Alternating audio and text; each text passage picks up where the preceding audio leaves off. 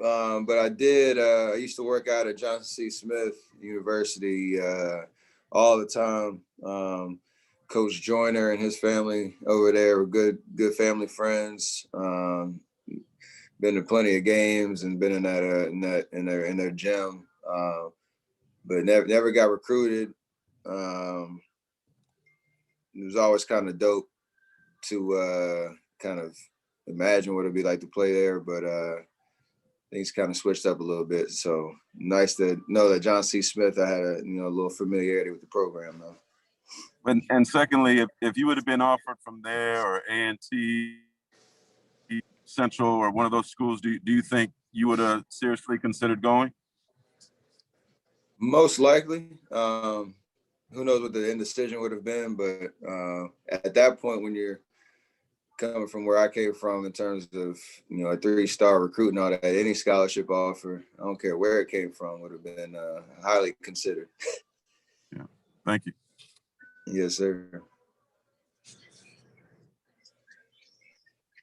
Next, we have Mark Medina, USA Today.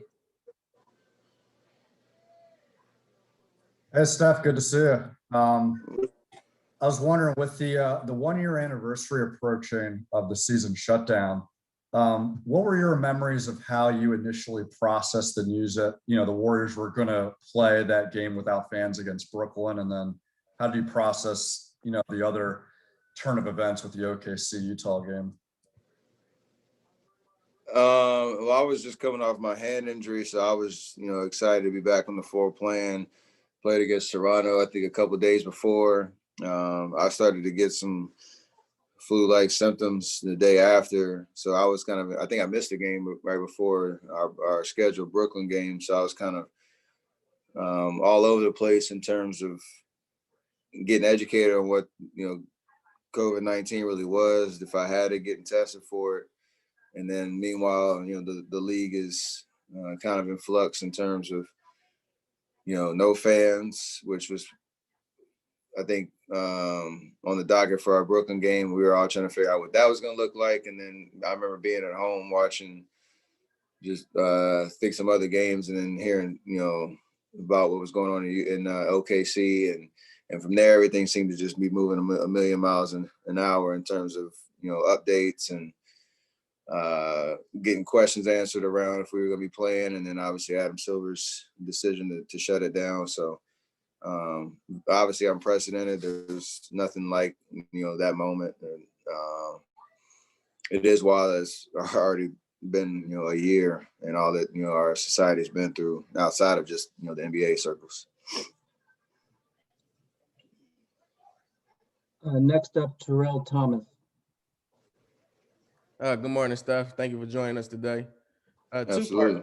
Two-part question for you. This will be the first All-Star game in which you're able to actually unveil your personal brand, the Curry brand.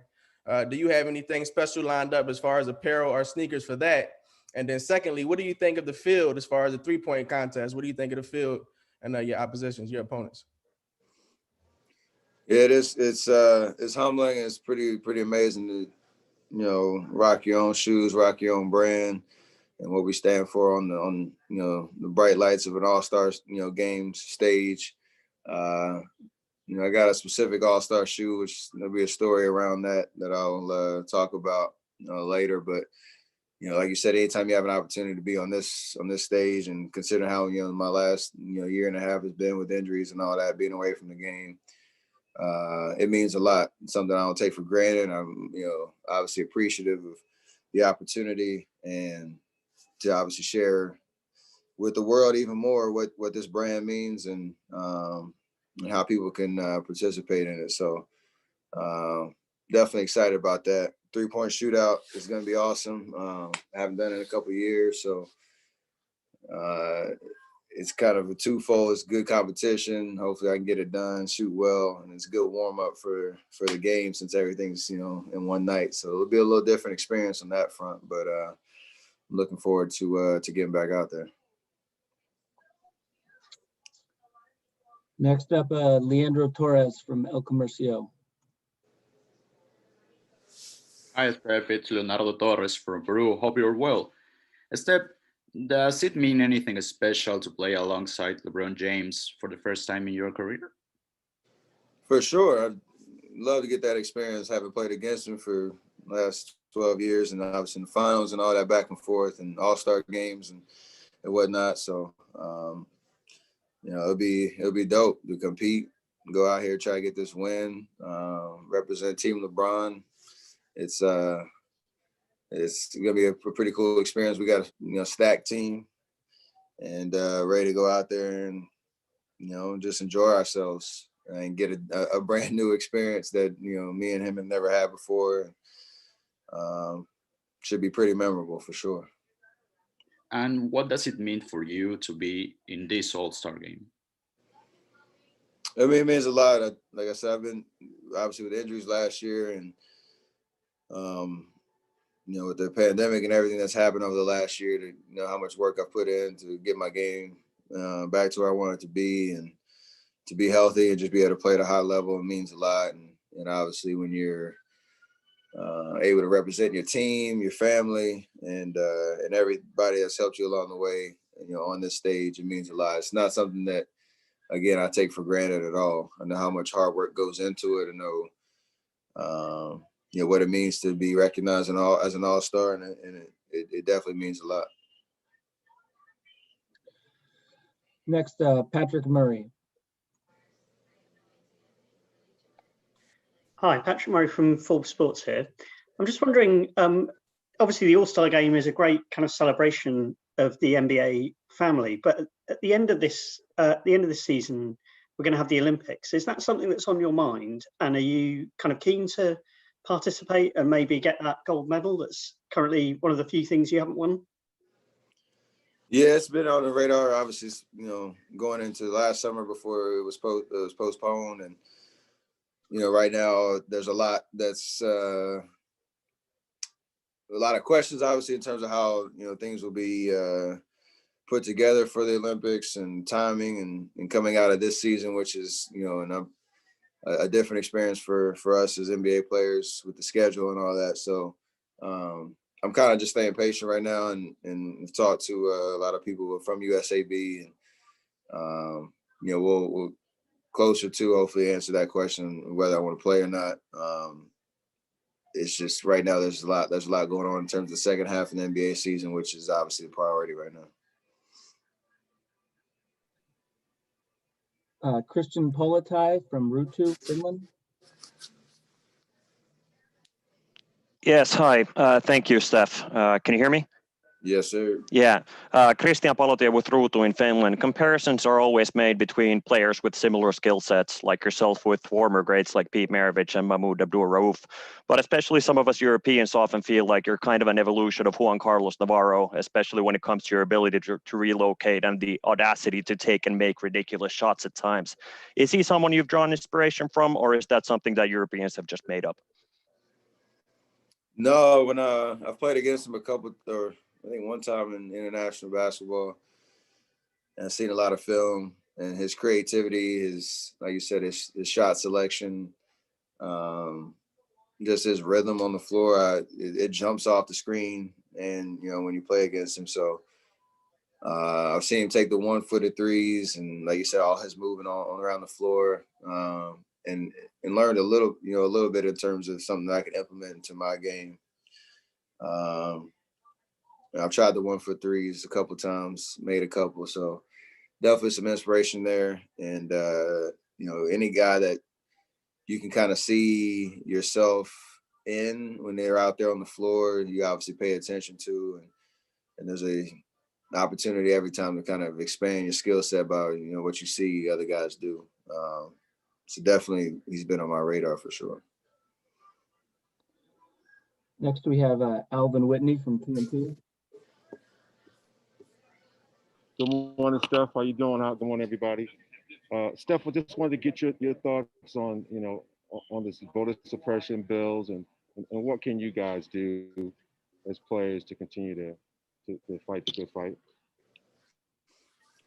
To continue to be educated, continue to understand what's going on in our world in real time, and align ourselves with the experts who are doing this work on a daily basis, and think I've had a fortunate opportunity to get to know Stacey Abrams very well, and follow her work. And obviously being here in Atlanta is the ground floor of what she's been able to accomplish in terms of her fair vote, fair act initiatives, and fighting voter suppression 365 24/7, not just as you get close to an election. So very appreciative of her example, her dedication, her and entire team. She's been a huge voice and inspiration for how we can stay in part of the conversation and lean on those who are in the community doing the work, continue to raise awareness, fundraise, whatever the case is, and make this a year-long thing and not something that just happens again in election season. Thank you. Next, we have Mark Haynes with Clutch Points. Hey, what's up, Steph? What's happening? This you've been around this go around. It's a little different this year in the All-Star. But I wanted to ask you, what's some things you remember about your first All-Star game appearance? You broke up just a little bit. Say the last part again, my bad. What do you remember from your first All-Star game experience? It was overwhelming for sure. That was like a true All-Star weekend experience where you have, a schedule filled with stuff from the time you land to the time the game happens. I had been at All-Star weekend maybe 3 times before, doing the rookie game or 3-point contest. And my days or my weekend ends on Saturday night. And you kind of can let loose. When you're an All-Star, you want to enjoy yourself, but things just keep happening. And then you get to Sunday and it's like, dang, we still got to play the game. And you're kind of exhausted mentally and physically just because you're overwhelmed by just, the opportunity and the stage and all the different experiences. So New Orleans was fun that year. It was awesome to realize the goal of playing in the All-Star game and being, with the best 24 in the league.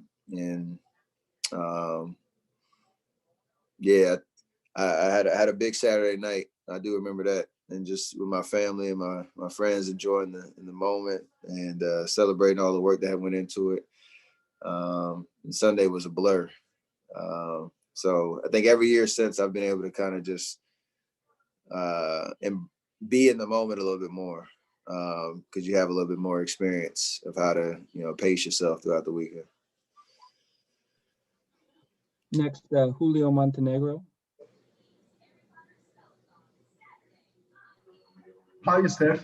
Congratulations for the All-Star game. Thank you. What do you think that makes LeBron James special to keep an All-Star level at 36 years old? One more time, say the last part. What do you think makes LeBron James special to keep that level at 36 years old? Oh, I mean, he's obviously blessed physically, but that only takes you so far. He puts the work in. Everybody who has been around him has talked about his work ethic and just the example that he kind of represents on that front. And just because you're blessed physically and have a certain skill set doesn't mean you can just show up at the gym and sustain that for as many years as he has. So he obviously has a blessed basketball mind, and has proven that over the course of years and been able to evolve his game as time has gone on. And, proved a lot of people wrong that he could play at this level, even at this point in his career. So that's a great example to have of somebody who takes the work behind the scenes as serious as when you see him on the court. Anthony Flores, NBC Bay Area. Hey, Steph, I just want to say you look good. It's early here on the West Coast. You've been in big games. You've played in this game before. Obviously, you've won championships. Just wondering, do you still get pregame butterflies for events like this? And if so, what do you do to get yourself back in the right space? Oh, absolutely get butterflies. I even just went to go practice 3-point contest, and I was already like mentally in the actual thing. It's just when you're on this stage, and again, you have an appreciation for it. It never really gets old. So even as different as this weekend is, with the way things are set up, to keep us safe this weekend. So just trying to, you got it when you get in there. Again, enjoy the moment, embrace it, be in the moment, and when the game starts, you kind of take a second and just realize, playing in the All-Star game, and just make sure I enjoy myself. I haven't shot the ball really well in this game ever, so I'm trying to change that this year. But I've always enjoyed myself to the fullest, so I'm undefeated on that front. And do you look forward to, the fourth quarter, the last couple of minutes? That's when everyone really seems to start playing. Do you look forward to that? The game is close. For sure, and even watching, the guys last year in Chicago, like the intensity kind of jumped off the screen in terms of the new format and just the level of play that those guys showed, especially down the stretch. And I mean, I know nobody wanted to see it end on free throws, but it was probably one of the best, last like 5-10 minutes of game action in the All-Star game in a long time. So we'll see how it goes tonight, but it you get the best guys out there, the best talent, and there's that competition. It's always fun. Appreciate it. Thank you. Next question is from Afi Tucker.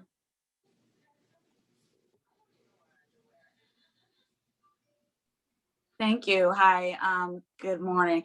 I want to know, what can you tell us, what can we really look forward to when we watch the game tonight in terms of Team LeBron? Like, can you speak to the synergy of the team? Like, who has kept you guys grounded, and how has this been a bit different as we are, it's been a year since we've been living through a pandemic. So, what should excite us? Like, as we sit here and we're waiting, what should we be looking forward to? I mean, you got the 24 best NBA athletes out there on the floor, all type of different, lineups and matchups and the like. And, it'll just be fun competition. Kind of to my last answer, hopefully it'll be, exciting and then possibly go down to the wire, be a great game, a lot of skill. I think when you look at our team, especially like the starting lineup, you got me, Bron, Giannis, Luka, Jokic. Almost have like 5 like PG type dudes, but we're all like different players. So it's gonna be interesting. Our playmaking abilities will probably be off the charts.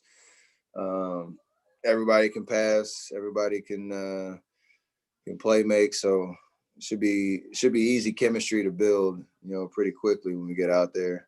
And obviously the rest of our team is stacked too. So I'm excited about playing with guys I never teamed up with before. Played with Giannis before, but not the other 3. So that'll be a cool experience for me. Thank you. We have 2 more. First from Eduardo Borrell.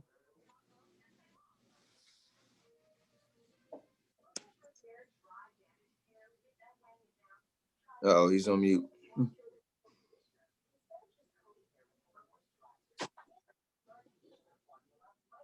All right, we will try David. Hi, Remy, Steph. Oh, there you go. Oh, sorry, Steph. I have 2 questions for you. I'm from Ben from Brazil. The first one, do you have any hope that Klay Thompson will be back this season?